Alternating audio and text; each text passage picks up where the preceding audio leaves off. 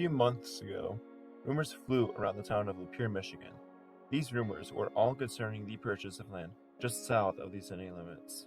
This land, once owned by various local entities, was set to be bought by an individual backed by a major corporation.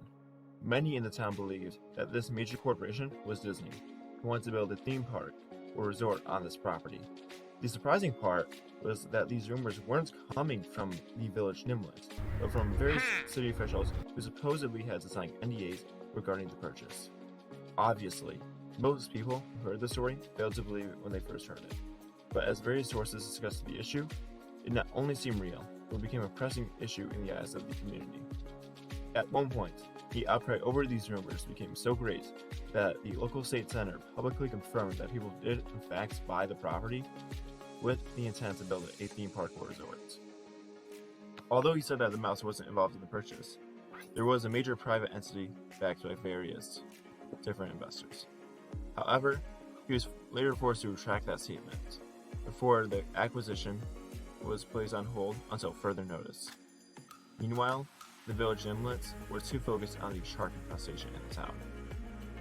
I came across this issue as someone living in a nearby community, obviously denying the fact that such a major corporation would ever take interest in a small town nestled in the dead center of the Rust Belt. As I researched the topic, I not only found it believable that corporations would take an interest in the region, but found it inevitable that this region, as well as the rest of Michigan and the Great Lakes, is destined to become one of the fastest growing regions in the world, with prime real estate for the world's largest corporations. Before explaining why the Rust Belt is due for revitalization, I must explain the history of this region. If you haven't watched any other video made on any other similar topic before, let me briefly explain. Once upon a time, there was a region that had no people. Then people moved in, and those people industrialized rapidly and became the center of innovation. These regions are dubbed as geographic hearths by smart people. After decades of being a hearth, this region was a center for manufacturing in America and was prospering. Then people decided it shouldn't be more American industrialized, having all the factory jobs go overseas to foreign areas where child labor is still legal. This caused the unemployment rate to spike in this region and led to a mass exodus of the region towards areas that are nice and sunny, such as Texas and Florida. End of story. Now the region is known as the Rust Belt, with every major city well past its prime. Many of these cities have decrepit neighborhoods full of abandoned buildings and are now hotspots of crime. These cities include Cleveland, Detroit, Flint, Gary, and Chicago. Some of these cities are seen as pariahs by the rest of the country and are not typically seen as places for potential growth. Yet, as soon as a decade from now, this region will not only be growing, but in some areas will be booming in population. Let me explain. The first major reason for this is this little thing called climate change.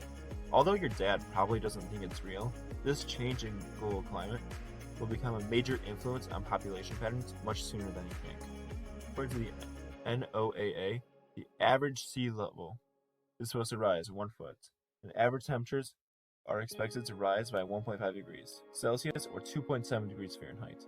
Now again, we've all heard this before, but what does it have to do with people moving? Everything. This is a map by researchers from the Roydom Group.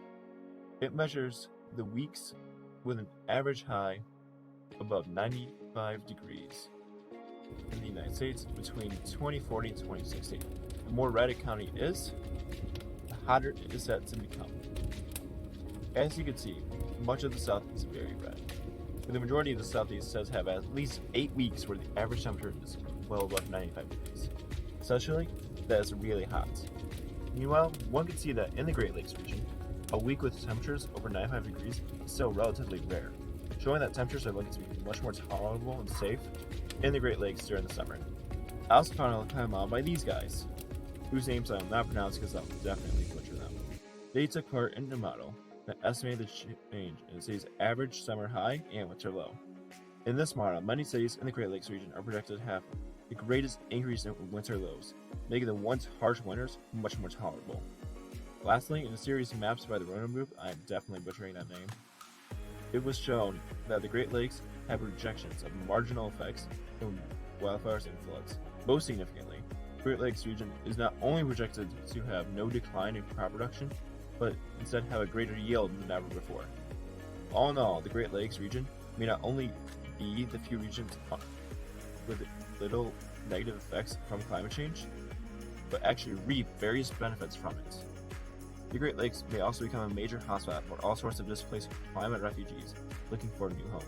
Also, let's not forget that the Great Lakes region contains the largest source of fresh water in the world. The second reason why the Great Lakes are destined for growth is a growth in the regional economy. The first major fact about the subject comes from the ISBS World. They ranked the greatest contributors toward each state's economy. The top industry is auto manufacturing, which is remaining slightly more steady in recent years as there is still demand for American manufacturing jobs.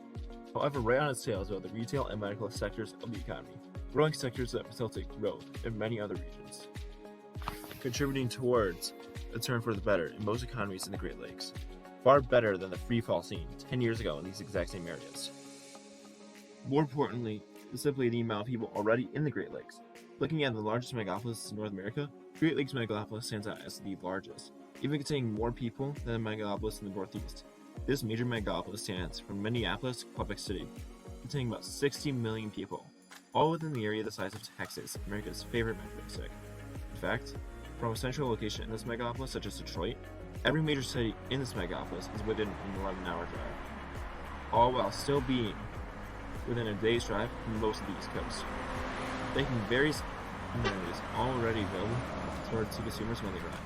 However, this fact contributes economically as the Great Lakes has various corridors that are essential towards regional and global trade, as Chicago, Buffalo, Detroit, and Fort Huron are some of the largest freight corridors in the United States, being an essential passage for trade in the region.